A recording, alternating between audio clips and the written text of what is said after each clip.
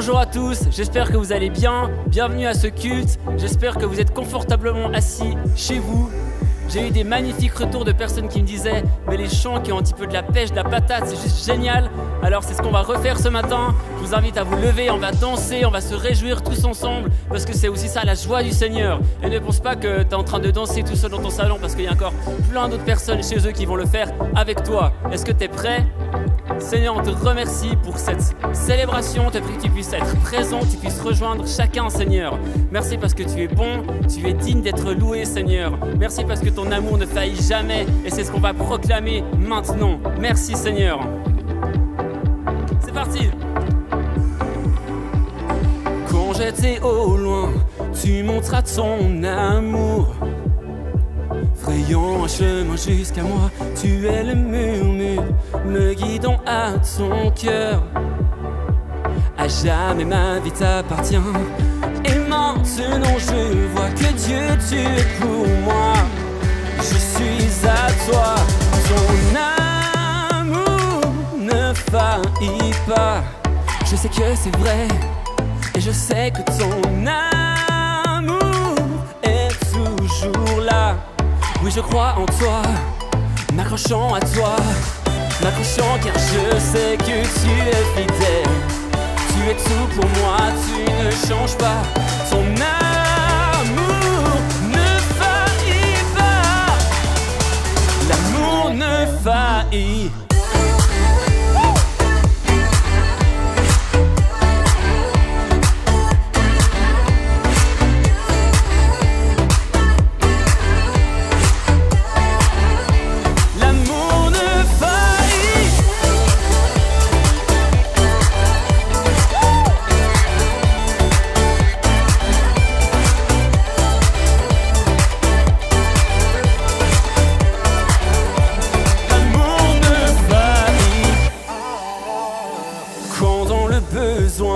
Tu entends ma prière, tu viens toujours à mon secours, tu repeins le ciel aux couleurs de tes promesses. Ta grâce me conduit jusqu'à toi, et maintenant je vois que Dieu, tu es pour moi. Je suis à toi, ton amour ne faillit pas.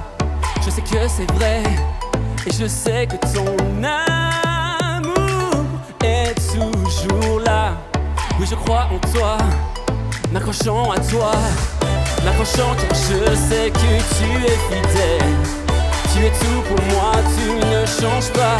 Ton amour ne faillit pas. Ton amour ne faillit pas.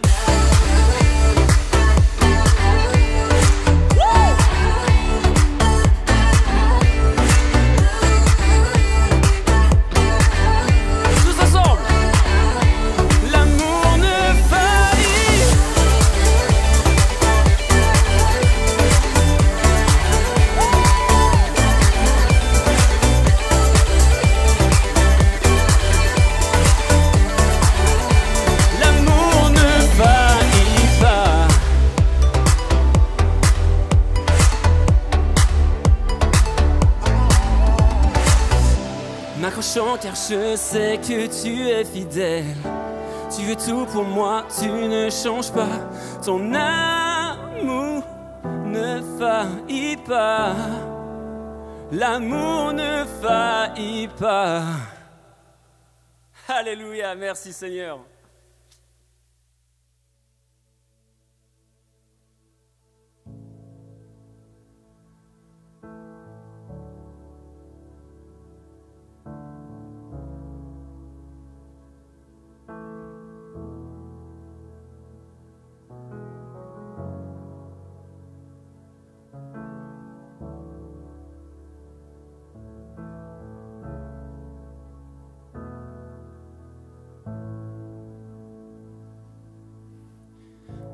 Te bénit et te garde, il rayonne sur toi, il t'accorde sa grâce, que ton Dieu se tourne vers toi, te donne paix.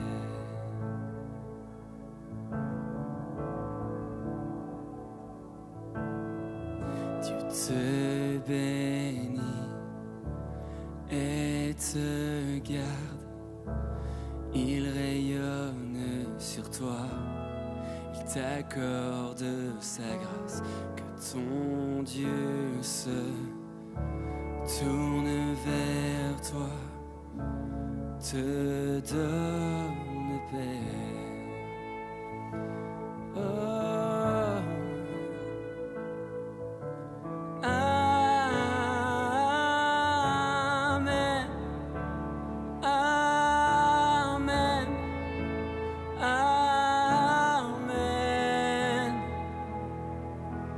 Amen. Amen. Amen. Amen. Dieu te bénit et te garde, il rayonne sur toi, il t'accorde sa grâce, que ton Dieu se tourne vers toi, te donne paix. Oh, oh, oh. Amen. Amen. Amen. Amen. Amen. Oh. Amen. Amen. Amen. Amen. Amen. Amen. Oh.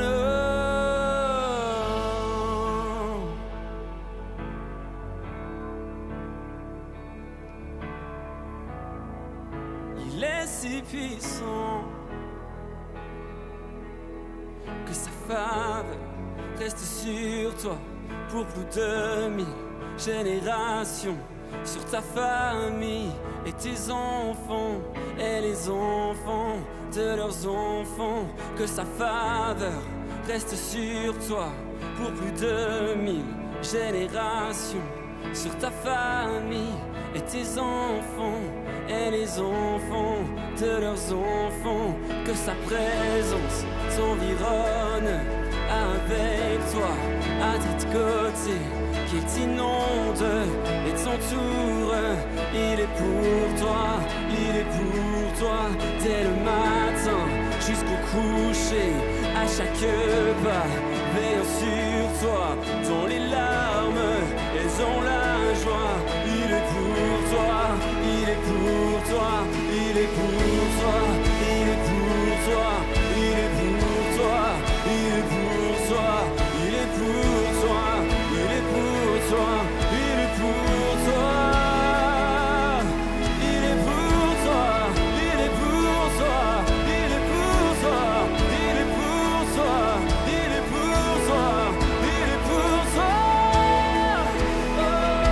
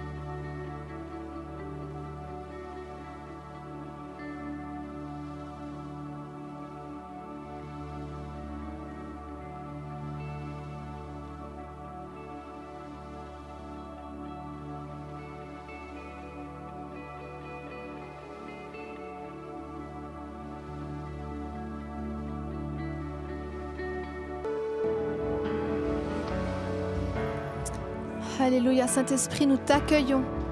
Nous t'accueillons, Seigneur, chacun dans nos maisons, sur nos lieux de travail, là où on est à cet instant. Saint-Esprit, merci parce que tu es fidèle à ta parole. Merci parce que tu prends soin de nous.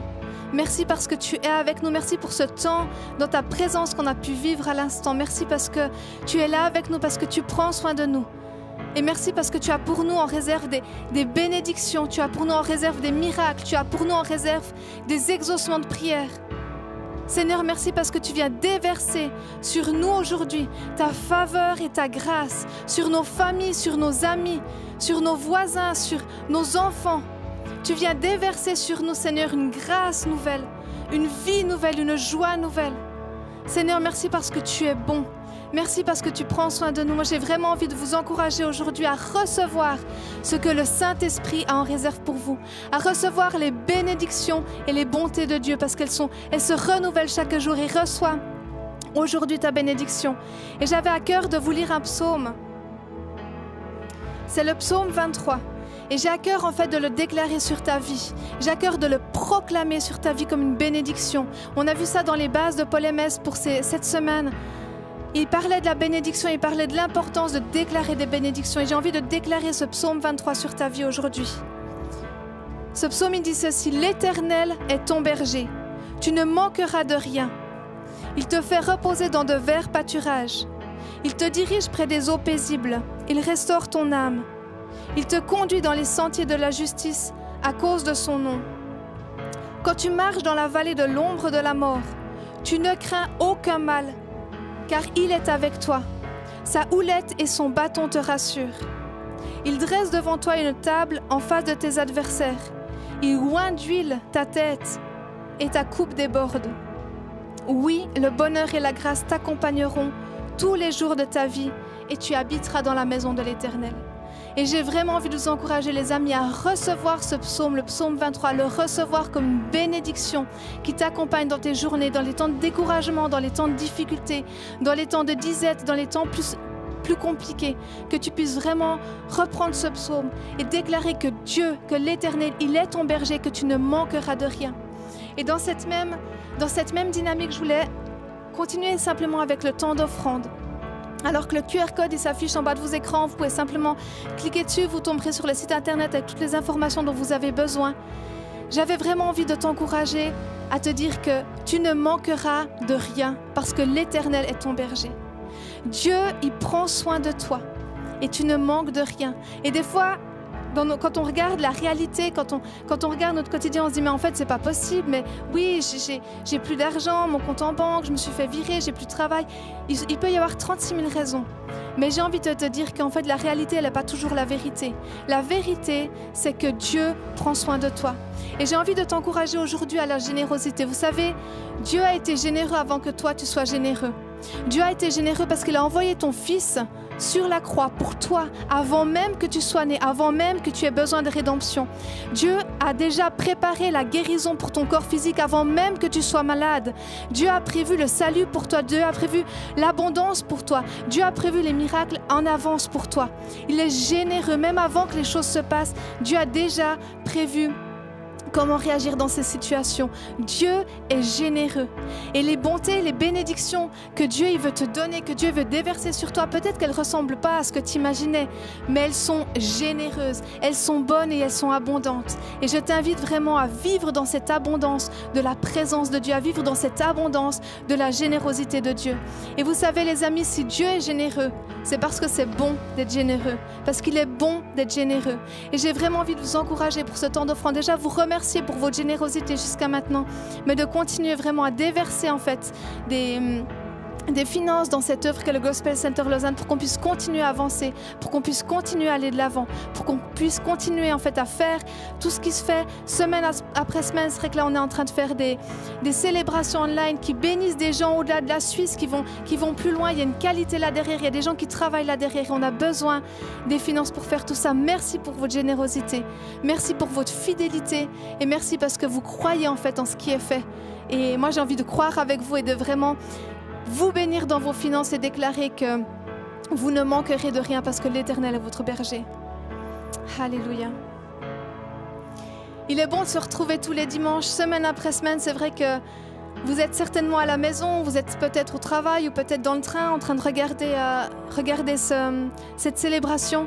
Mais j'ai vraiment envie de vous dire que voilà, on pense à vous, qu'on est vraiment de tout cœur avec vous avec le GCL. Ça vaut la peine de se tenir les coudes, d'être patient encore un bout, parce que moi je crois qu'on va se retrouver à un moment donné, à un moment ou à un autre. On va être là, on va pouvoir être les uns avec les autres, faire des gros câlins, juste passer du temps ensemble. Et en attendant, on va continuer à se serrer les coudes, à s'aimer peut-être des fois un petit peu dans la distance, mais vraiment vous dire au nom du Core Team, au nom du GCL qu'on vous aime, que vous êtes vraiment sur notre cœur et que vous avez de l'importance. Et en fait, si on continue ces lives, c'est parce que vous êtes important pour nous, parce que vous êtes important pour Dieu. Avant de passer à la suite, j'avais 2 annonces à vous faire. La première, justement, c'était par rapport aux locaux. Vous savez qu'on est sur un dossier assez béant et là, j'ai vraiment envie d'activer votre foi par rapport à ce local. On est toujours dans l'attente, en fait, d'une réponse par rapport au contrat de bail.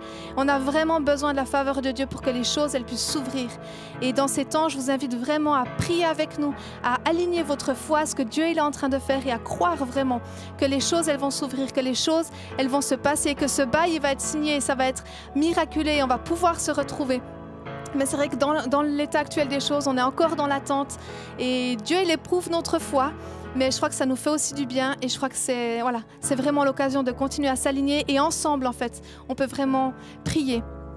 Et par rapport à la prière, justement, j'aimerais vous inviter demain sur Zoom de 19h à 20h. On a 1 heure de prière, c'est la Prayer Impact. C'est vraiment un temps où on peut prier pour cette église, pour le GCL, pour les locaux, mais aussi on prie pour la ville de Lausanne, on prie pour les églises de la région, on prie pour différents sujets qu'on a sur le cœur. Donc je vous invite vraiment à vous rejoindre à nous. Si vous avez cette église à cœur, si vous avez la ville de Lausanne à cœur, vous pouvez envoyer un mail au site internet du Gospel Center Lausanne qui est info@gc-lausanne.org.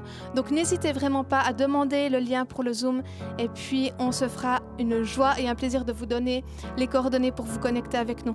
Vous savez, ça vaut la peine, c'est 1 heure de temps, mais on prie ensemble, quoi. C'est juste vraiment top de pouvoir être ensemble, de pouvoir prier ensemble, de pouvoir s'aligner les uns avec les autres et de pouvoir aussi se voir dans un contexte de nouveau différent dans la distance, mais de voir des visages qu'on a peut-être moins l'habitude de voir. Et en fait, aujourd'hui, on va avoir notre dernier message qui sera une interview. Notre dernière interview sur la série Altitude. Et on aura une interview de Jean-Luc Traxel. Alors beaucoup, j'imagine, vous connaissez Jean-Luc Traxel, vous l'avez certainement vu dans de nombreuses conférences, vous l'avez certainement vu beaucoup sur les réseaux sociaux. Mais j'avais envie de vous donner 2-3 infos un petit peu plus sur lui. Peut-être que vous ne savez pas que Jean-Luc Traxel, en fait, c'est le fondateur du Gospel Center Lausanne. Il a 14 ans déjà. Il a été vraiment dans cette équipe de fondation. Il avait à cœur de démarrer une église qui avait un profil différent. Il est dans les fondateurs du GCL. Donc en fait, si on est ici, c'est aussi grâce à lui. C'est parce qu'il a été passionné, c'est parce qu'il avait un projet, parce qu'il avait une vision. Et c'est une église qui lui tient toujours à cœur. Et vous le verrez tout à l'heure dans l'interview. Il aime cette église, il aime ce qui est fait dans cette église et il va vraiment nous encourager. Il est aussi le fondateur de l'AIMG, qui est un ministère de guérison, et aussi de l'ESPS, qui est un ministère aussi d'évangélisation tout au travers de l'Europe. Donc c'est un homme qui est très actif, c'est un homme qui fait beaucoup de choses, mais c'est un homme aussi qui est humain, qui a une famille, qui a des amis, qui vit aussi comme vous, comme toi et moi. Donc c'est un homme qui est passionné, c'est un homme qui est passionnant et c'est des fois juste merveilleux de voir ce qu'un Dieu extraordinaire fait au travers d'une personne ordinaire. Donc, sans plus tarder, je vais passer la parole à Claire-Lise et à Jean-Luc Traxel pour cette interview. Moi, je vous encourage vraiment à être attentif à ce qui va être partagé et à prendre vraiment toutes les perles qui se cachent tout au long de ce moment. À bientôt. Alors, merci Fiona et bonjour à tous et salut Jean-Luc. Bonjour Claire-Lise. C'est un plaisir de t'avoir ici et j'espère vraiment que tu vas te sentir comme à la maison, chez toi. Je le suis déjà, merci beaucoup. C'est parfait. Alors en fait, ce qui me touche le plus par rapport à toi Jean-Luc, dans tout le parcours, parce que je te connais depuis des années, c'est en fait ton cœur et ta passion vraiment pour l'évangile, où c'est quelque chose qui est contagieux. On ne peut pas passer à côté ou être avec toi sans être contaminé, c'est impossible. Et en même temps, il y a cette compassion, parce que je me rappelle de toi, cette compassion pour les personnes où tu as eu prié jusqu'à point d'heure sur un parking, jusqu'à ce que tout le monde ait pu recevoir la prière. Et ça, c'est aussi ce qui te caractérise. Tu es un pionnier, tu as ouvert énormément de choses, tu as ce cœur incroyable. Et ton honnêteté, ton intégrité, ton humour, ta simplicité et ta joie, ton enthousiasme, c'est quelque chose qui, je trouve, te caractérise. Et je suis vraiment reconnaissante de t'avoir aujourd'hui. C'est un privilège, vraiment, de pouvoir t'interviewer. Merci, Claire-Lise. Mais tu vas me faire rougir avec tout ce que tu viens de dire. Alors, j'aimerais savoir comment est-ce que tu vas, comment va ta famille, comment vont tes petits-enfants. Alors, merci beaucoup de poser la question. Écoute, c'est une saison, une situation quand même qui est relativement difficile, compliquée, comme ça l'est pour la plupart des gens. Mon épouse qui est dans le business, ben, c'est vrai que c'est des défis importants. Moi-même qui étais dans le ministère à temps plein et qui le suis toujours, mais qui voyageait surtout beaucoup. Aujourd'hui, ben, ça fait exactement une année où je suis à la maison. J'ai l'impression que je travaille plus qu'avant. Mais différemment. Et puis mes enfants, ben, c'est la même chose pour tout le monde. Certains vont un peu mieux que d'autres. Je pense surtout les plus jeunes, c'est un petit peu quand même défiant. Je pense à ma fille qui est en Allemagne pour apprendre l'allemand. Et puis là, ben, elle ne peut pas avoir de relations amicales avec des gens, voir du monde. Donc c'est défiant. Mais on fait confiance à Dieu. C'est bien. Et tu as 2 petits-fils. Ah, alors ça, c'est les bonnes nouvelles de ces 2 dernières années. Ouais. C'est ça. Dont le dernier, Aiden Charles, qui est né en 2020. Oui, magnifique. Merci. Alors en fait, tu as voyagé donc, dans plus de 70 nations du monde. Et comment en fait est venu ce désir et ce feu pour annoncer l'Évangile? Quelque chose qui bouillonne dans ta vie. Alors c'est assez simple. Au fait, c'est à l'âge de 6 ans, quand mes parents m'ont proposé de recevoir le baptême du Saint-Esprit. Dans la simplicité, j'étais dans mon pyjama, dans ma chambre à coucher. Et là, ils ont simplement prié, ils ont imposé leurs mains sur moi, ils ont dit... Il faut savoir que mes parents, ils ont un arrière-plan des assemblées de frères, donc pas vraiment charismatiques. Ce qu'on appelle le Brüderverein, enfin aujourd'hui ils ont d'autres noms. Et puis mes parents sont ouverts au Saint-Esprit, ils ont prié pour moi, et là le ciel s'est ouvert sur ma vie, alors que j'étais enfant. Et c'est vraiment un feu qui est descendu sur moi avec une énergie, la puissance de Dieu, et où Dieu m'a appelé à prêcher l'Évangile dans les nations. Donc c'est à ce moment-là que ton cœur a été saisi. C'est vraiment ce baptême du Saint-Esprit où je sens encore, quand je partage là encore maintenant, je sens ce feu et cette énergie. Et c'est entre autres ce qui m'a préservé pendant toutes ces années de vie, où il y a eu des hauts, des bas, il y a eu des épreuves, mais c'est ce feu qui ne m'a jamais quitté. Oui. Mais il y a un épisode que j'ai lu dans ton livre, à l'âge de 16 ans. Tu étais à une conférence avec Reinhard Bonnke, et là, il s'est passé quelque chose. Alors, à 16 ans, c'est vrai que c'est là, peut-être les quelques semaines ou quelques mois qui ont précédé cet événement important, la conférence de feu avec Reinhard Bonnke. Reinhard Bonnke, je le connais depuis de nombreuses années. Il venait ici en Suisse romande, dans certains endroits, surtout à Latane, entre autres. Il venait prêcher et je me souviens, gamin, de le voir. Et il jouait de l'accordéon. Et puis ensuite, ben, c'est entre autres, quand il avait fait cette conférence, il nous a invités à participer à c'était une conférence historique. D'ailleurs, nombreux évangélistes ont débuté leur ministère là-bas. Mais quelques mois auparavant, j'ai vraiment fait une démarche avec Dieu en disant, Seigneur, je ne veux pas juste suivre mes parents, mais je veux vraiment prendre une décision de rentrer dans l'appel que tu as pour ma propre vie. Et là, j'ai fait une alliance avec lui. Voilà. En fait, c'était ça. Parce que c'est vrai que quand on lit ton livre, et moi j'aimerais vraiment encourager ceux qui connaissent, qui n'ont pas encore lu le livre de Jean-Luc, à vraiment le lire, parce qu'à un moment donné, tu écris vraiment l'alliance que tu as fait avec Dieu, et c'est vrai que ça, c'est quelque chose qui a touché mon cœur. Parce que de t'avoir vu des années après, j'ai vu non seulement ta fidélité, l'engagement que tu as eu, mais aussi la fidélité de Dieu par rapport à ta famille. J'ai fait cette alliance-là parce que l'appel qui était sur ma vie est un appel beaucoup plus grand que ce que j'arrivais à assumer moi-même. Entre autres de prêcher. Il me disait, tu prêcheras dans les nations du monde. Et puis de nature, je suis timide. Je ne suis pas quelqu'un d'expressif. Et puis là, c'est cette alliance que j'ai faite avec Dieu. J'ai dit, Seigneur, je veux vraiment abdiquer, pas juste suivre mes parents à l'église, mais je veux rentrer dans cet appel. Et la condition, c'est que si je prêche l'évangile, tu vas remplir ma bouche de tes paroles. Et surtout, tu vas te manifester avec une démonstration de puissance en guérissant les malades. Oui, c'est ça. C'est exactement ce qui s'est passé. Quels événements ou expériences, en fait, t'ont conduit? Donc, il y a vraiment cette annonce de l'Évangile où on voit que tu as un cœur vraiment pour tous, où tu aimerais que tous puissent saisir cette bonne nouvelle. Mais qu'est-ce qui a fait, quels ont en fait été les éléments ou déclencheurs expériences qui t'ont conduit dans ce ministère de guérison, spécifiquement de guérison? Moi, je pense que c'est de nouveau en relation avec ce baptême du Saint-Esprit. Quand le Saint-Esprit est venu sur moi, il y a eu ce feu qui était là avec un désir d'annoncer l'Évangile, mais également un amour pour Jésus, un désir de partager ce Jésus à cette génération. Et puis, je pense que c'est assez rapidement à cette période-là où, en prenant du temps dans la parole de Dieu et surtout les évangiles, voulant comprendre qui était ce Jésus pour pouvoir lui ressembler, c'est là que j'ai découvert que plus de 40% des versets dans le Nouveau Testament, donc surtout les 4 évangiles, 40% du temps de Jésus, il guérissait les malades. Et ayant ce désir de faire comme Jésus, ben c'est une évidence que j'ai mis une priorité là-dedans. C'est venu comme ça, ouais. Alors, un des titres des chapitres de ton livre, en fait, a attiré mon attention, où tu parles d'un géant. Tu dis « Comment j'ai vaincu le géant ?» Et j'aimerais vraiment, si tu peux nous partager, en fait, de quel géant il s'agit. Oui, avec grand plaisir. Alors, c'est un géant qui... beaucoup font face avec celui-ci, il s'appelle la peur. Et puis, c'est quelque chose de particulier. Alors, j'ai beaucoup j'apprécie beaucoup et je suis très impressionné par les gens qui n'ont pas vraiment peur. Moi-même, dès gamin, j'avais peur de différentes choses. Peur du bruit dans la forêt. Hier soir, je disais d'ailleurs à mon épouse, peur des renards. Et puis après, au fur et à mesure de ma vie, c'est vrai que c'est quelque chose que j'ai dû faire face. Et puis en même temps, c'était très controversé ou très comment dire ceci, c'était en opposition avec peut-être certaines démarches que j'avais. Je suis quelqu'un qui ose prendre des risques, mais en même temps qui était confronté avec certaines peurs, entre autres la peur du manque, manquer de différentes choses.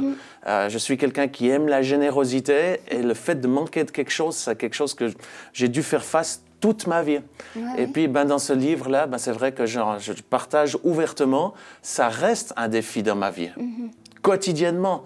En plus, aujourd'hui, on est dans cette saison du Covid où on ne sait pas qu'est-ce qu'il va y avoir demain. On ne sait pas qu'est-ce qu'il va y avoir dans 2 semaines, dans 6 mois. Et là, il faut vraiment s'accrocher à Dieu, mettre sa foi dans sa parole et puis croire que ce qu'il dit, c'est vrai. Et c'est comme ceci que, d'une façon quotidienne ou régulière, j'essaie de faire gaffe aux mensonges de l'ennemi ou à certaines choses qui déclenchent en moi une peur qui, des fois, arrive que je n'arrive pas à la gérer. Donc, c'est mieux de boucler avant que ça arrive et que ça prenne racine. Avant que ça vienne, oui. C'est vrai que on te connaît comme quelqu'un qui ouvre des champs nouveaux, qui ose, qui n'a pas du tout l'air, alors vraiment pas timide, vraiment pas. Donc, en fait, je trouve... encourageant de voir aussi que, on a tous aussi certaines choses certains géants avec lesquels on se bat.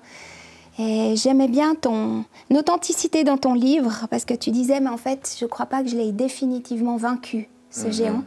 Et en fait, c'est vrai que pour chacun de nous, certaines choses dans nos vies, on doit se battre, continuer d'être attentif, comme tu dis. C'est ça, je pense qu'on a tous des faiblesses dans nos vies. Et puis, ce qui fait on doit s'accrocher à Dieu. La peur, c'est une des choses qui fait que je n'ai pas le choix. Je dois mettre ma foi en lui, lui faire confiance. Surtout peut-être aujourd'hui, le mot confiance. C'est une des choses que j'avais beaucoup apprécié de Jean-Claude Chablot, qui m'avait beaucoup aidé, entre autres dans une des périodes de ma vie, j'en parle ouvertement dans le livre. C'est cette période où j'ai eu un burn-out. Et je me souviens, Jean-Claude, il m'avait donné une clé. Il m'avait dit, Jean-Luc, tu es un homme de foi, mais il faut que tu apprennes la confiance. La foi, ça déclenche le miraculeux, ça te permet d'ouvrir, ça te permet d'être pionnier. La confiance, ça te permet d'être un simple enfant de Dieu où tu es relax et tu fais confiance à ce bon papa qui prend soin de toi. Et ça amène la paix. Donc, c'est ce que j'essaie de balancer, la foi qui renverse, qui déplace les montagnes, et puis en même temps, cette confiance en ce bon papa qui me donne la paix. Oui, c'est excellent, c'est excellent. Alors, dans le ministère que tu as, très souvent, tu as des paroles de connaissance. Donc, des paroles qui partagent en fait des révélations que Dieu te donne par rapport à une situation passée ou actuelle dans la vie de quelqu'un. Et en fait, comment est-ce que tu as développé cette capacité à écouter le Saint-Esprit ? Alors je pense que la parole de connaissance, c'est quelque chose qui m'impressionnait de nouveau quand j'étais enfant. Je connaissais certains serviteurs de Dieu, tels que Samuel Hatzakortian, qui est d'ailleurs auprès du Seigneur, je crois. Il avait des paroles de connaissance, ça m'impressionnait. Catherine Kuhlman, entre autres. Et puis, j'ai aspiré à ceci et je pense que Dieu m'a donné ce don. C'est un don du Saint-Esprit. Et puis, je le considère comme un outil. C'est plus tu l'utilises, plus tu peux le développer. Et je continue de le faire comme ceci, où j'essaie de repousser les limites. Donc, dans le sens, alors je n'ai pas avec moi mon portable, mais en principe, quand je reçois les paroles, je les note sur mon portable pour pouvoir les donner quand je suis en public. Et je les reçois souvent avant les réunions, quand je prends du temps pour la prière. Avant une réunion de guérison, je prends entre 2 et 4 heures de temps juste pour prier, pour être à l'écoute de Dieu, qui me montre. Je mets ma foi là-dedans. La Bible, elle dit qu'il ne fait rien sans révéler à ses serviteurs. Et c'est dans cette position de foi que j'essaie de lui demander « Qu'est-ce que tu vas faire ?» Et là, souvent, moi-même, la parole de connaissance, c'est je le vois. Il y en a qui entendent, mais la plupart du temps, pour moi, je vois où les gens vont se tenir, je vois où il y aura Dieu qui va agir. Donc, c'est souvent à l'avance. Maintenant, c'est vrai que ça peut arriver pendant les réunions et je vois les choses comme ceci. Voilà. Mais plutôt en amont, plutôt avant. Ça peut arriver, ça dépend en fait. Mais c'est vrai que je prends du temps pour être avec Dieu, à passer du temps dans sa parole, mais dans sa présence aussi. Et c'est dans ces moments-là que je prends du temps pour qu'il me montre qu'est-ce qu'il va faire. Mais en l'occurrence, j'ai prié pour ce temps d'interview, mais pas la même chose que si j'étais à une réunion de guérison. Et là, quand je suis en train de te parler, je vois à l'instant même quelqu'un qui est en train d'être guéri au niveau des cordes vocales. Je ne sais pas si c'est une infection, ce n'est pas une angine, c'est autre chose. Et je vois ceci, je le vois, je vois même la personne où elle regarde en cet instant et le Seigneur est en train de la toucher, là simplement, par la puissance du Saint-Esprit. Magnifique. Magnifique. Dans ton expérience, dans toutes les fois où tu as prié pour des personnes, prières de guérison et autres, est-ce que tu pourrais nous partager une ou 2 ou 3 expériences en fait, qui t'ont vraiment fait grandir aussi dans ta foi? Tu as vu comment Dieu agissait et c'est des choses qui t'ont marqué. Je pense que là où je grandis, c'est vraiment avec un tête-à-tête, le temps personnel que je prends avec Dieu. Évidemment, j'ai des témoignages qui m'ont boosté ou qui m'ont poussé. Je pense, là maintenant, depuis une année, les réunions, je ne les fais plus dans les stades ou dans les grandes salles. C'est que derrière une caméra et ça nous fait très plaisir parce qu'en fait, on touche plus de personnes aujourd'hui. Là, en 4 mois, on a touché plus de 150 000 personnes. Et puis, pratiquement chaque jour, je vois des guérisons. Pratiquement chaque jour. Et une des guérisons que j'avais pas vécues avant, ces 2 derniers mois, 4 personnes ont été guéries et sont sorties du coma. Simplement, avec un ami qui regardait le live, on a pu prier, la puissance de Dieu a touché. Certains, ils étaient à bout de vie. Une, elle était malade du Covid, même elle est revenue à la vie. Donc ça, c'est vrai que c'est des témoignages qui te boostent. Mais je ne mets pas ma foi dans les témoignages. Quand bien même les témoignages m'encouragent, évidemment, la première fois que j'ai vu quelqu'un sortir de la chaise roulante, c'était à Bâle, en Suisse, ça m'a montré que c'était faisable. Mais en même temps, j'ai toujours veillé à ceci, de ne pas mettre ma foi dans ce que je voyais ou ce que j'expérimentais. Et c'est ce qui me permet aussi, ne voyant pas toujours les miracles. Je suis très honnête aussi dans le livre. Je prie pour les malades, je prie probablement en ce temps pour des centaines de personnes par semaine. Et je vois de plus en plus les gens être guéris, mais je ne les vois pas tous être guéris. Et c'est ce qui me permet de garder le cap, parce que je mets ma foi non pas dans ce que je vois, mais je mets ma foi en Dieu. Oui, magnifique. Magnifique. Donc tu dis dans ton livre, je reprends, que le meilleur ami que tu aies sur terre, c'est le Saint-Esprit. Alors on le voit dans tout ce que tu as partagé, hein. On voit que ce temps que tu prends avec lui, c'est tellement important. Mais est-ce que tu parles du secret de la chambre aussi, d'être simplement toi en tête-à-tête avec lui? Pourquoi c'est devenu ton meilleur ami et comment est-ce qu'il est devenu ton meilleur ami? Alors il est vraiment mon meilleur ami parce que développer du temps avec lui. Ouais. C'est à l'âge justement de 16 ans que j'ai vraiment découvert qu'il n'était pas juste une puissance que j'avais expérimentée à l'âge de 6 ans ou un feu, mais qu'il était une personne avec des émotions, avec une volonté, avec une voix, avec des oreilles. Et puis c'est là, depuis l'âge de 16 ans, que j'ai développé, en prenant du temps, juste dans la chambre, et puis d'échangeant, de partager, de l'écouter, et puis de lui obéir surtout. Et puis c'est dans cette période-là que j'ai découvert que c'était quelqu'un d'extraordinaire, qui au fait me donnait la capacité d'avoir la foi en Dieu que je ne vois pas. Et puis ça, je pense que le Saint-Esprit est vraiment la clé pour tout croyant. Parce que beaucoup, surtout pour ceux qui ont un arrière-plan évangélique ou religieux, on va dire, ils arrivent à croire que Jésus est vivant, mais c'est toujours un défi d'avoir une relation avec lui, et encore avec le Père aussi. Et puis là, j'ai découvert qu'avec l'aide du Saint-Esprit, c'est pas « je dois lire la Bible, je dois prier ». C'est que l'aide du Saint-Esprit, il me donne cette présence, il m'amène la présence de Dieu, et lui, il me pointe toujours vers Jésus. C'est pour la raison pour laquelle je suis amoureux de Jésus, mais par le Saint-Esprit. Et puis c'est cette relation intime avec lui qui fait qu'il m'aide dans ma vie quotidienne, pas juste religieuse, mais ma vie en tant que papa, grand-papa maintenant, chef d'entreprise, entrepreneur, responsable d'œuvre. Et puis là, c'est lui qui me donne les conseils, mais toujours en lien avec la parole de Dieu. Oui, c'est ça. Donc en fait, c'est vraiment du temps. Tu ne calcules pas ce temps. Tu ne fais pas l'économie de ce temps que tu passes avec. Pendant des années, je suis quelqu'un de très discipliné. Et pendant des années, je disais, je veux passer minimum 1 heure avec Dieu. Minimum. Et puis aujourd'hui, je pense que je passe plus qu'1 heure par jour avec Dieu. Mais je ne fais pas du couper les choses comme ceci, puis dire, OK, demain matin, il faut que je me lève à 4 heures parce qu'à 5 heures, je dois partir.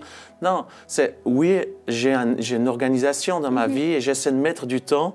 Et puis vite, la journée, elle passe très rapidement. Mais au fait, c'est un besoin. Je le sais, je le sens. La pause de midi, j'ai besoin juste de prendre du temps avec lui. Ou quand je suis dans la voiture, ou dans les avions, quand je voyageais. C'est cette relation avec lui. Et puis qui fait que tu as faim et soif. Et puis tu as faim et soif de passer du temps dans la Bible. Là, comme aujourd'hui, je pense que j'ai lu... Je n'avais pas un message à préparer, puis c'était une interview, mais j'ai passé en tout cas une bonne heure dans la lecture de la parole. Et puis ça a passé très rapidement, c'est pas je dois lire 1 heure de temps, c'est juste dans cette présence du Saint-Esprit. Puis ça, c'est vraiment une clé que j'aimerais donner à tous ceux qui nous regardent. C'est avant de débuter la journée, demander au Saint-Esprit de venir. Et c'est cette onction fraîche que vous allez développer et puis sentir qui va faire que très rapidement, tu as faim et soif d'ouvrir la parole de Dieu, même si c'est tôt le matin, même si c'est tard le soir, ou si c'est à midi. Là, en l'occurrence, c'est à midi aujourd'hui. C'est magnifique, ça. En tout cas, quand je dis que tu es contagieux, c'est vraiment ça.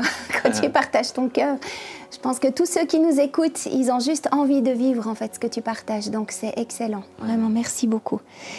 Et est-ce que tu portes quelque chose de particulier sur ton cœur en ce début d'année? Quelque chose que tu aimerais partager? Un message, quelque chose que Dieu t'a donné à déposer dans ton cœur de spécial? Oui, je pense que alors l'année 2020 a été une année terrible pour ma part, comme pour beaucoup de personnes, beaucoup qui nous regardent. Et puis 2021, c'est sûr que c'était pas juste le 31, on sort le champagne, puis on tourne la page, puis on débute dans quelque chose de nouveau. Oui, ça c'est juste sur l'agenda, le calendrier, mais la réalité c'est que ça continue. Puis les défis de la vie sont là, les défis que tout le monde rencontre. Et puis, en même temps, durant cette période-là, je priais Dieu, je cherchais Dieu, comme je le fais chaque début d'année, je prends du temps pour jeûner. Et puis, j'ai toujours eu une bonne relation avec Dieu. Surtout en 2020, là, je parle de cette période difficile. La présence de Dieu était là, il me parlait d'une façon quotidienne avec sa parole. C'est ce qui m'a permis de me relever à travers cette épreuve de 2020. Mais en 2021, j'attendais une clarté de savoir, OK, dans quelle direction on va. Et puis, c'est là que c'est comme si le ciel était fermé, comme s'il n'y avait rien du tout. Et puis, j'oublierai jamais, j'étais en train de me promener dans la forêt de notre village. Il faisait très froid, moins 10 degrés. Donc, c'est facile pour nous. La parole que je vais donner, elle semble facile. Mais pour moi, ça a été une révélation. J'étais dans cette forêt, il neigeait ou neigeotait, il faisait moins 10, très froid. Et puis là, tout d'un coup, je dis, mais Seigneur, pourquoi? Qu'est-ce que tu veux pour le futur? Qu'est-ce qu'il y a à faire? Et le Seigneur me parle clairement, il me dit, Jean-Luc, on est dans une saison globale d'hiver. Et puis pour moi, ça a été comme une révélation de dire, il y a des saisons, Dieu crée les saisons, il est le maître des saisons. Et dans ces saisons-là, eh bien, il faut le respecter. En hiver, ce n'est pas le moment d'aller planter les oignons dans le jardin. C'est le moment juste, peut-être de se reposer un peu plus. Les fermiers, ils font ceci, les agriculteurs. Il y a moins de travail, mais c'est le temps aussi de réparer, de réparer ce qui a été détruit durant la saison précédente, réparer les machines, les outils. Et puis j'encourage vraiment chacun à veiller à son cœur, le permettre à Dieu de réparer son cœur, de guérir son cœur, guérir les relations aussi. J'ai très fort ça à cœur alors que je suis en train de partager ceci. J'encourage toutes les personnes qui ont été déçues par les églises. Revenez à la maison de Dieu. J'entends ce message-là maintenant. Comme je disais, je vois les paroles connaissances dans la voix, mais des fois j'entends, et là j'entends la voix de Dieu qui dit « Revenez à la maison ». Et je pense que durant cette saison-là où on est, l'hiver, elle ne va pas être liée forcément à la saison naturelle. Je pense qu'il risque d'être un peu plus long, l'hiver dans lequel on est, et c'est global. Mais en même temps, Dieu est en train de nous préparer pour quelque chose de nouveau. Et puis j'aimerais encourager, quand je priais pour le Gospel Center de Lausanne, mais c'est la même chose pour toutes les églises, toutes les œuvres et les ministères. Cette saison d'hiver, elle est là pour nous transformer, changer, mais nous aider à nous préparer pour la nouvelle saison qui va venir. Un jour, l'hiver sera fini.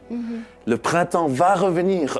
Et je sais que l'onction du Saint-Esprit, comme la sève des arbres, elle est déjà en train de monter dans ces arbres qui semblent sans feuilles, qui n'ont plus rien, pas de fruits, mais ils vont porter du fruit. Il va y avoir la gloire de Dieu qui va se manifester.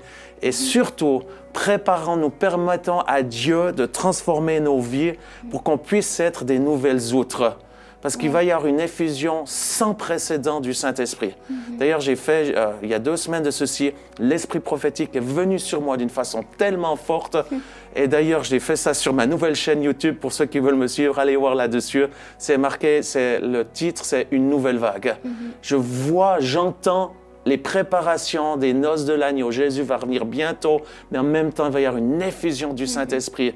Mais pour ceci, il faut qu'on soit prêt et qu'on soit des nouvelles outres, pas des vieilles outres. Donc laissons le vieux, laissons la vieille façon de faire de côté et puis embrassons ce que Dieu veut faire. Magnifique. Ouais. Donc il y a beaucoup d'espérance aussi dans ce que tu amènes. Il y a en même temps ce travail intérieur et le fait d'être vulnérable, de laisser Dieu travailler et en même temps cette espérance de ce qui va venir. Je pense qu'on va... Alors moi, je ne suis pas du style à prophétiser des choses négatives. J'ai beaucoup de peine d'ailleurs avec tous ceux qui nous balancent les catastrophes qui vont arriver. On n'a pas besoin de les entendre parce qu'il suffit d'ouvrir la télévision et on les voit. En même temps, la Bible parle de ces temps difficiles qu'il va y avoir à la fin des derniers jours. Et puis Romains 12:12 nous le dit clairement, soyez patients dans la tribulation, l'affliction et la persécution. Et je pense qu'aujourd'hui, avec ce Covid, ça va déclencher d'autres choses au niveau économique. Là, de nouveau, il n'y a pas besoin d'être prophète.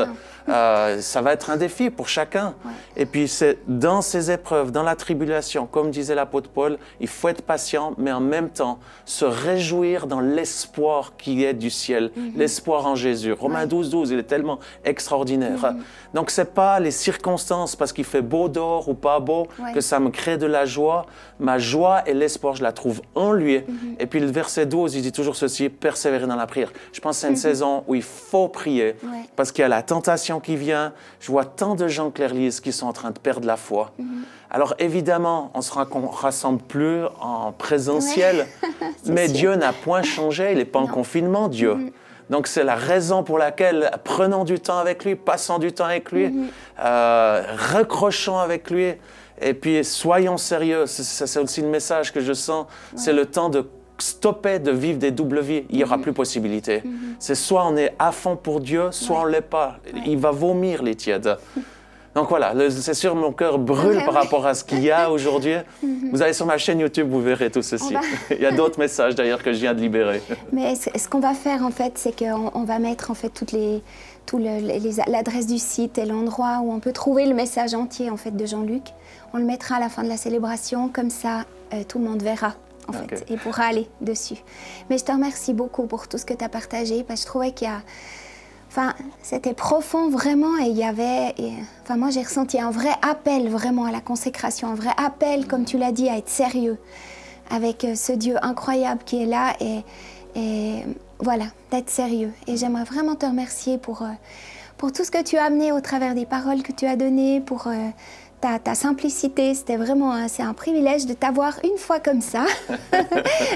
On te voit souvent sur scène, enfin moi j'ai l'occasion de te voir autrement, mais souvent sur scène, mais de te voir simplement en face, c'est vraiment un cadeau. Et merci pour ce privilège qu'on a au GCL d'avoir pu t'avoir. Et tu as ouvert ton cœur de cette manière-là. Merci beaucoup, Claire-Lise.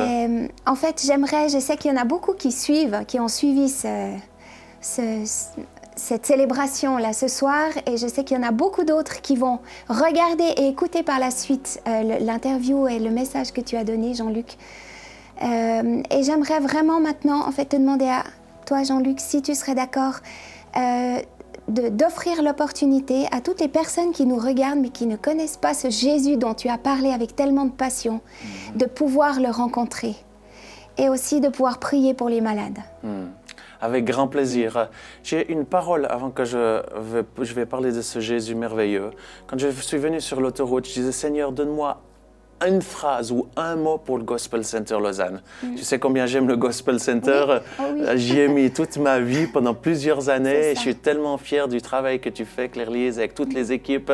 C'est juste extraordinaire. Merci. Et j'entendais ceci de la part de Dieu qui disait « Aie foi ». J'entendais ça ce simple mot. Alors on le sait, en plus on le prêche, mais j'entendais vraiment la voix de Dieu de vous dire « Aie simplement la foi ». Merci. Et puis Dieu va ouvrir les choses, Dieu va étendre.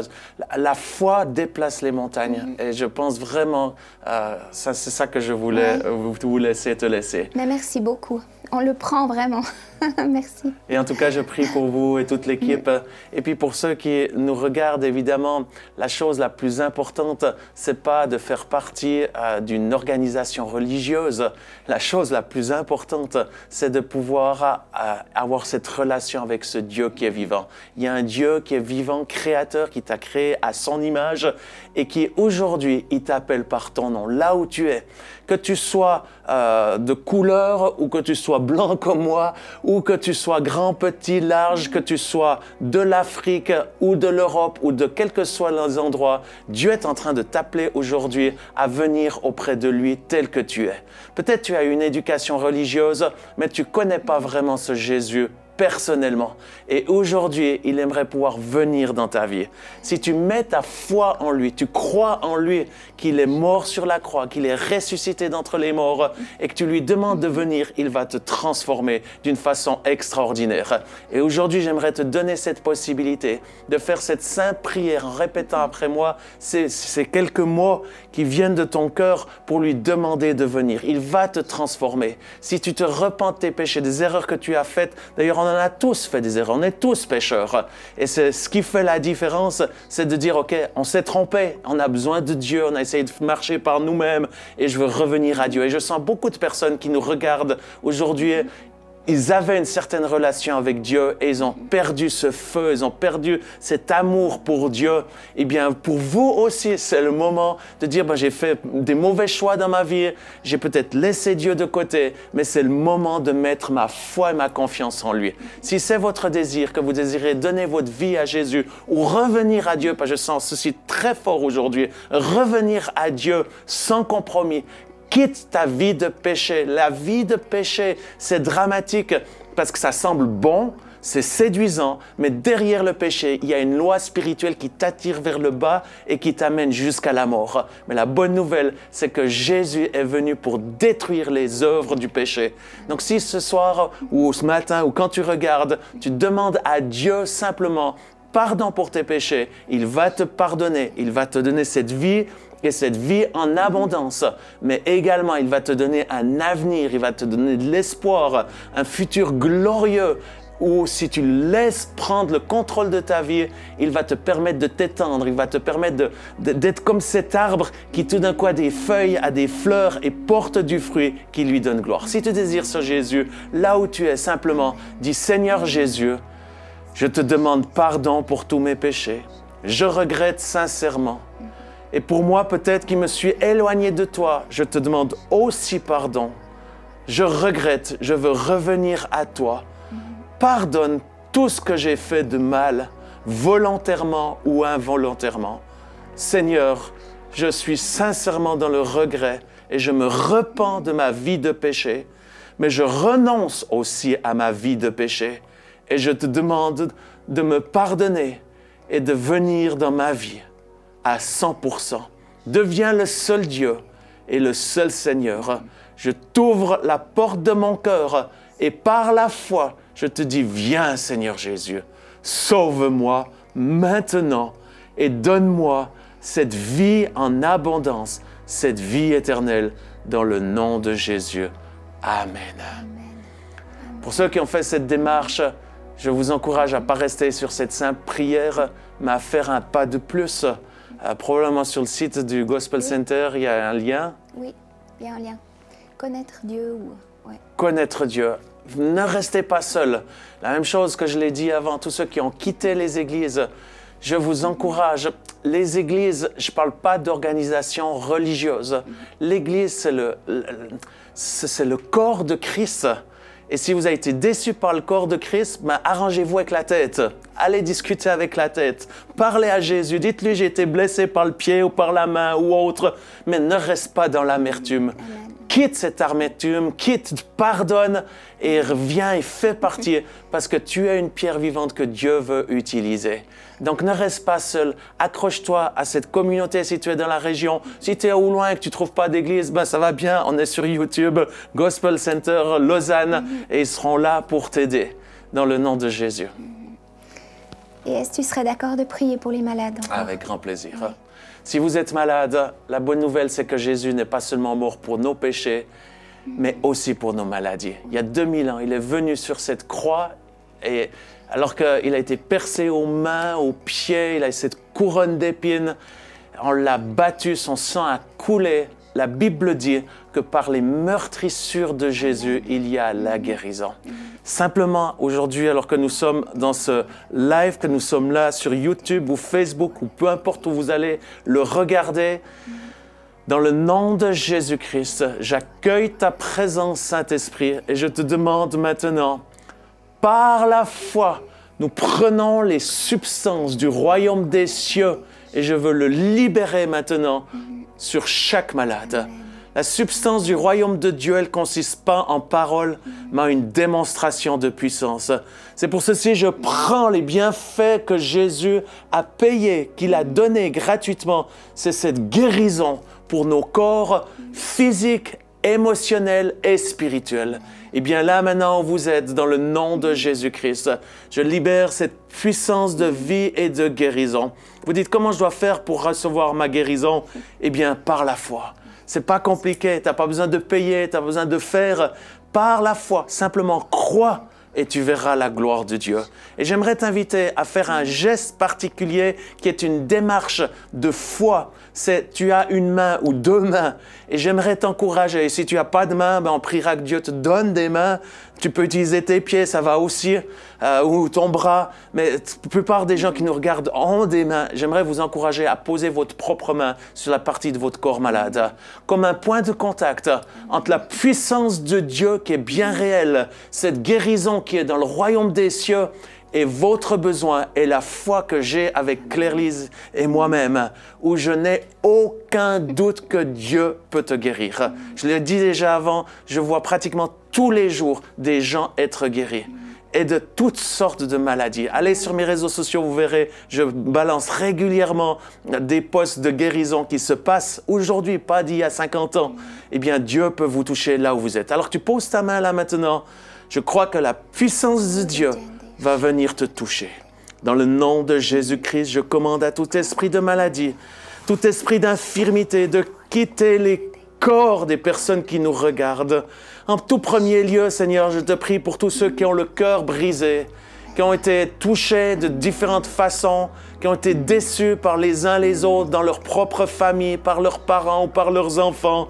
Seigneur, alors qu'ils décident de pardonner à ceux qui les ont offensés comme tu nous pardonnes, je te demande de venir avec ton onction de guérison pour guérir leur âme, guérir leur cœur, restaurer. Dans le nom de Jésus, je te le demande. Je prie également pour tous ceux qui... c'est drôle parce que c'est quelque chose que je prie très rarement sous cette forme, mais je vois des gens qui sont malades spirituellement. Mais je prie que cette puissance du Saint-Esprit, cette puissance de résurrection puisse venir maintenant et redonner la vie à votre esprit malade. Que la puissance de l'Esprit puisse venir, la puissance du Saint-Esprit. Si vous n'avez jamais été baptisé du Saint-Esprit, j'aimerais vous inviter à lever vos mains là où vous êtes. Certains disent, mais je l'ai eu il y a 20 ans, ça c'est vieux. Permets au Saint-Esprit de te donner un nouveau baptême aujourd'hui même. Alors que tu lèves tes mains ou tes yeux au ciel, je te demande, Père, dans le nom de Jésus, de venir maintenant avec ce merveilleux Saint-Esprit et de baptiser de ton Saint-Esprit et de ton feu tous ceux qui nous regardent, tous ceux qui sont à la technique, qui sont derrière les caméras. Chacun dans le nom de Jésus. Que l'Esprit de Dieu maintenant redonne la vie à notre esprit. Et je prie maintenant pour ceux qui souffrent dans leur corps malade. Tu es celui qui guérit les corps. Et je te demande de toucher maintenant au nom de Jésus tout problème d'articulation. Quitte. Je vois une personne qui a un problème d'articulation. En fait, c'est plusieurs personnes qui ont des problèmes d'articulation, mais une a des douleurs à la hanche du côté gauche. La maladie quitte en cet instant. Une infection. Je vois dans l'esprit, il me manque les mots souvent, mais je vois cette douleur à la hanche. Soyez libres dans le nom de Jésus-Christ. Articulation du genou, soyez guéris par la puissance du Saint-Esprit. Tous ceux qui ont de l'arthrose, de l'arthrite, recevez maintenant cette vie dans le nom de Jésus-Christ. Je vois également une personne qui a un problème au niveau du cœur. Je pense que c'est une malformation cardiaque. Et là, en cet instant, alors que tu as des défis face à ce cœur, qui je pense est un problème de naissance, ni par force, ni par puissance, mais par cet Esprit de Dieu, je libère la guérison dans ce cœur physique maintenant, et qu'il puisse être restauré, que la valve mitrale soit guérie. Au nom de Jésus, je stoppe toute arythmie et je libère le rythme du cœur de Dieu dans ton cœur. Dans le nom de Jésus-Christ de Nazareth. Je vois également une personne qui a eu, je pense, une infection au niveau de l'oreille il y a quelques années, peut-être c'était quand tu étais enfant, et tu as comme des séquelles par rapport à ceci. En cet instant, dans le nom de Jésus, il est celui qui restaure et qui guérit ton oreille, qui guérit ton ouïe. Au nom de Jésus, que le système auditif soit restauré maintenant par la puissance du Saint-Esprit. Au nom de Jésus, j'ai d'autres paroles, mais je ne vais pas pouvoir le donner par manque de temps. Mais une chose est sûre, c'est que Dieu est en train de te toucher. Et la chose qui est importante de faire maintenant, qui est autant importante que la prière que j'ai faite, c'est fais quelque chose que tu ne pouvais pas faire. Si tu ne pouvais pas bouger ton épaule, bouge l'épaule et regarde ce que Dieu a fait. Si tu avais une grosseur, commencez à vérifier. C'est ce qui s'est passé cette semaine. Une dame, depuis 15 ans, elle avait une grosseur, une grande grosseur, une grosse tumeur sur le ventre. Après la prière, elle a commencé à vérifier. Chaque jour, elle a vérifié. Elle a vu que la grosseur diminuait. Et en moins d'une semaine, la grosse tumeur a complètement disparu. C'est ça. Fais quelque chose. Permets à Dieu d'agir, mais en même temps, mets ta foi en action. Soyez bénis au nom de Jésus. Magnifique. Merci. Merci vraiment, Jean-Luc. Et j'aimerais vous encourager, en fait, tous vous qui avez entendu ces paroles, à les saisir et à les garder vraiment par la foi. Et j'aimerais vous encourager aussi à nous rendre un témoignage, à nous donner le témoignage. Quand vous voyez que vous avez fait vos exercices, que quelque chose s'est passé, témoignez, écrivez au bureau ou téléphonez-nous. Il y aura toutes les coordonnées sur l'écran qui vont s'afficher. Dites-nous ce qui s'est passé parce que votre témoignage va pouvoir encourager d'autres et va être multiplicateur et d'autres vont être guéris simplement en entendant ce que Dieu a fait dans votre vie à vous. Alors faites-le vraiment, on a besoin de ces témoignages et je vous remercie d'avance. Et j'aimerais vous demander simplement de rester dans un temps, le groupe de louanges va reprendre un chant maintenant, que vous puissiez simplement rester dans la paix, face à face avec Jésus et voir en fait ce que Dieu va encore vous dire pendant ce temps particulier. Rien n'est plus haut, rien n'est plus grand que le nom de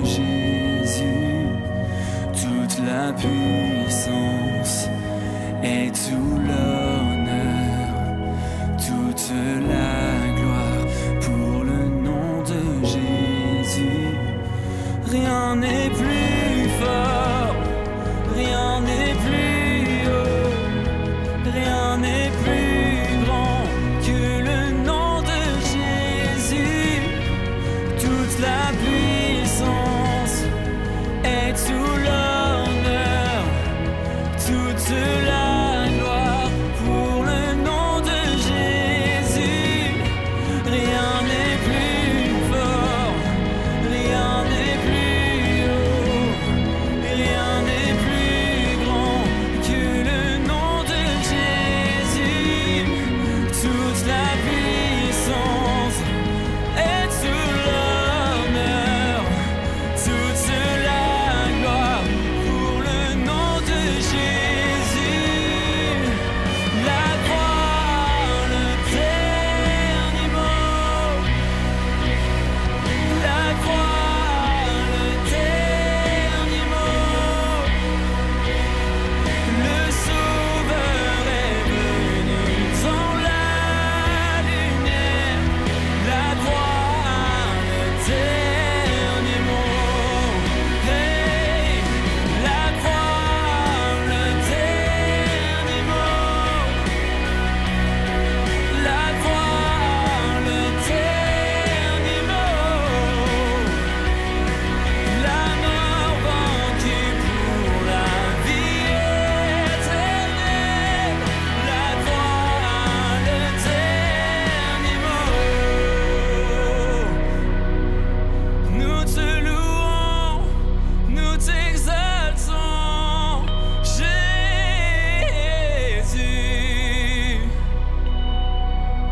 Oh, la croix, le dernier mot.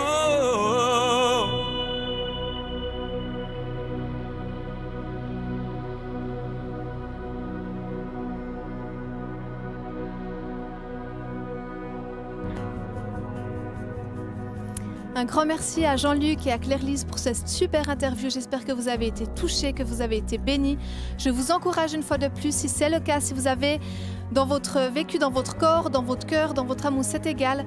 Si vous avez vécu un miracle ou quelque chose de particulier, vraiment, n'hésitez pas à nous écrire un message, à envoyer un mail sur le site internet, sur l'adresse du bureau. Comme ça, on pourra vraiment aussi avoir en fait des nouvelles de ce qui se passe. C'est vraiment hyper encourageant pour nous. Et si vous avez été interpellé par ce message puis que vous avez envie d'en savoir un petit peu plus sur la vie de Jean-Luc Traxel, j'ai ici son livre Dans les coulisses d'un miracle que vous pouvez retrouver sur Gospel Diffusion. Et vraiment, je vous encourage à l'acheter, je vous encourage à le lire et à vraiment aussi continuer de découvrir en fait ce qui s'est passé dans la vie de cet homme, où il en est, pourquoi il en est là, et puis vraiment aussi d'être encouragé dans tout ce qui est du miracle et de la guérison. Il ne me reste plus qu'à vous souhaiter une toute belle fin de journée, un bon moment, et puis moi on vous retrouve en fait dimanche prochain dès 10h30 pour une prochaine célébration avec une nouvelle série. Donc si vous êtes curieux, si vous avez envie de savoir, c'est dimanche prochain que vous aurez la formation. Ça va être super, ça va être en feu, donc n'hésitez pas à vous connecter. À tout bientôt, soyez bénis.